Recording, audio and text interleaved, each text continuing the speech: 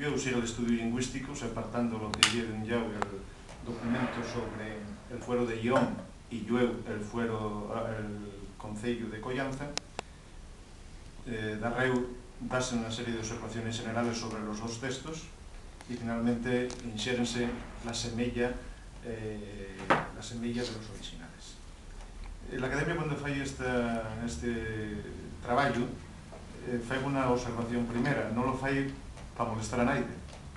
Digo isto teniendo en cuenta que de qué cosas soleyó en algún periódico por ahí, echando en cara a otras instituciones de que no lo hicieron. Nosotros cuando queremos asoleyar un texto, lo único que miramos es si es útil para el idioma de Asturias. Como comentamos que este es un texto que ya falla hizo, ya por lo que en sin más dimoslo al trabajo, hicimos el trabajo sobre él y asoleyámoslo. No nos importa que sea de Asturias, ni que sea de Lyon, ni que sea de Zamora, lo que nos importa es que sea en lengua asturiana y que refleje la lengua, en este sentido, la vieja Asturias, lengua común Asturias y Lyon, que podríamos llamar la lengua medieval Asturias, ¿no?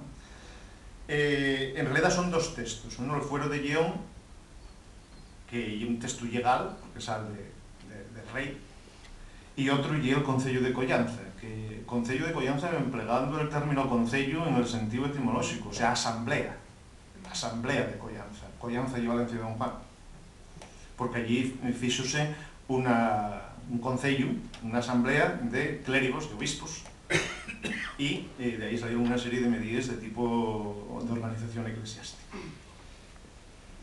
Los dos textos coinciden en una serie de cosas, son muy asemellados, aunque non exactamente coincidentes.